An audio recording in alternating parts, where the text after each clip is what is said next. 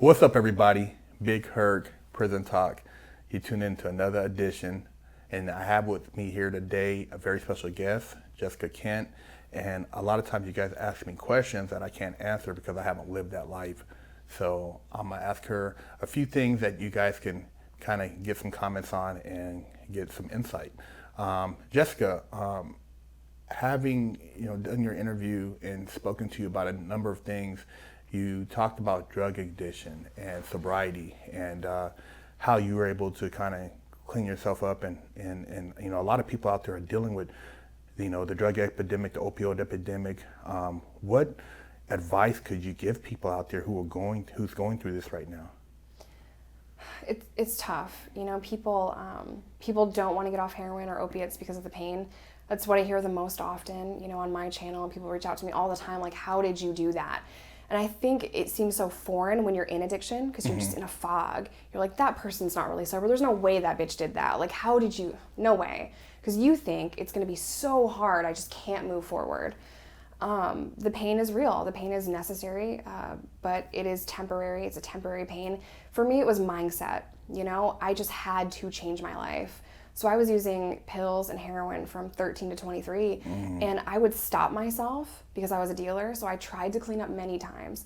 I would get sober for a month, go right back into it. 2 weeks, right back into it. Detox. I mean, I've detoxed in so many nasty places across the country, in crack shack hotels, a jail cell. Like, I've had to go through it many times, and it was just a common thing for me.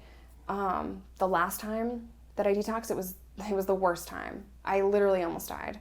I'm pretty sure that during that time, I had a friend trying to help me get sober. He'd bring me everything from like BC powder from the gas station, Cracker Barrel food, Girl Scout cookies, just trying to get me to eat. But people would see me and they thought I had already died. Like I was sick. I was so sick. I was skinny. I was shaking. My bones felt like they were breaking. And I felt like that was going to last forever. I had restless leg syndrome. I'm puking. I'm shitting. I'm sorry, I know it's TMI, but like, it's just the reality of it.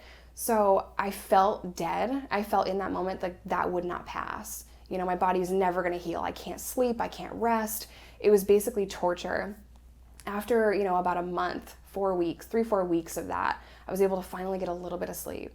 Then the restless leg syndrome went away. And then all of the symptoms started to kind of go away, but I still wasn't comfortable in my own skin. So really, if you're going through that, you just have to allow yourself to trust the process.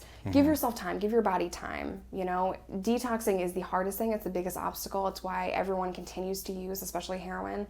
I just can't be sick. I can't be sick. So they're out there hustling and working up to get a $20 bag so they're not sick. So after you do get sober, you still have that mindset. You still have that mentality that go get it. You just have to be able to make it something positive. Hustle and work hard to change your life. And it's not going to happen tomorrow. It's not going to happen in a week, a year. Like, I am 7 years sober and my life is amazing now, but 2 years sober, I was a different person.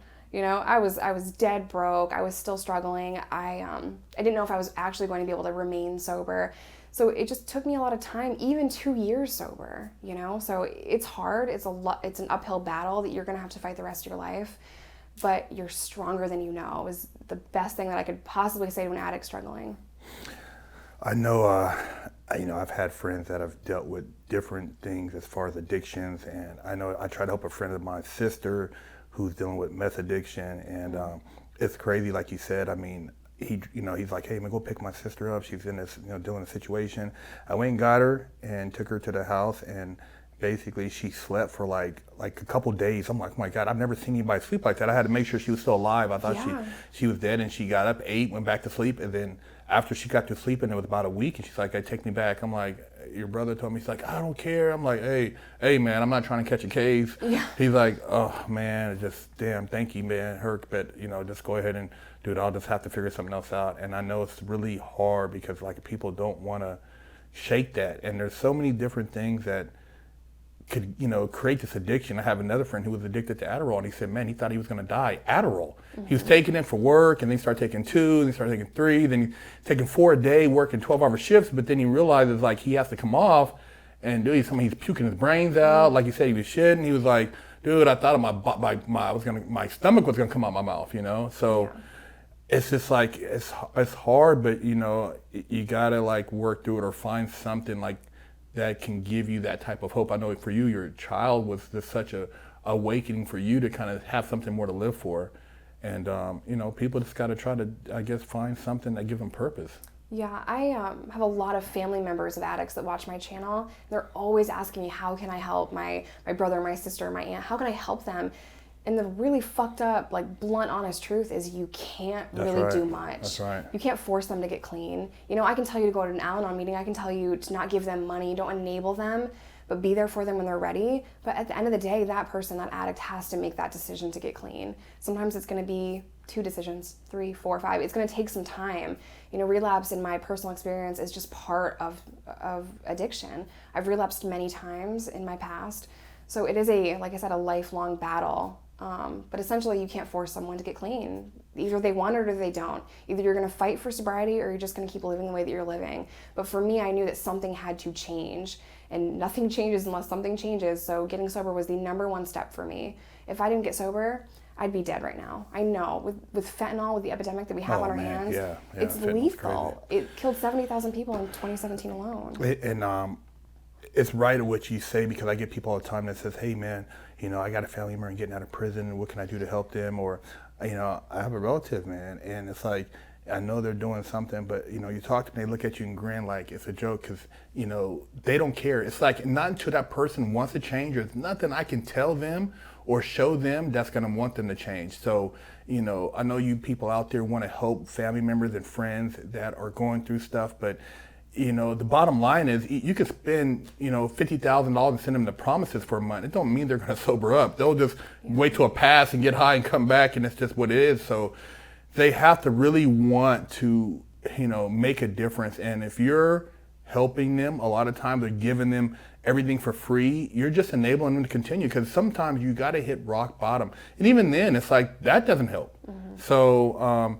you know, Jessica has a story, man, and you guys got to make sure you really tune in and listen to her interview, because she's been through a lot, and like she said, it's not easy, but it can be done, and it's just part of the cycle, because you went on that path, you know. Just to add to what you said, you know, rock bottom, everyone's rock bottom is completely different. That's right. You could look at someone sleeping on the street and you're like, that's rock bottom. Not to him. Yeah, you know? yeah. Like, that's rock bottom to me. Yeah, but yeah. It's so different for every single person. Some people have to be on medically assisted treatment their whole lives. Some people, that's not good. For me, I know that's not good for me. I can't just use something properly. That was the issue. Yeah. You know, so every addict is different. Every person is different. Every path to sobriety is different. You just have to figure out what works for you. What is going to help you stay clean? Is it working a full-time job? Is it rehab? Is it going to meetings? What is it for you? You know, figure out what's good for you, figure out what triggers you, and you really have to dig deep to figure out why you're even using, because addiction isn't the problem. Addictions are a cure. Yeah. You know, it's much deeper than that. So you really have to peel back the layers of that onion to even understand it. So.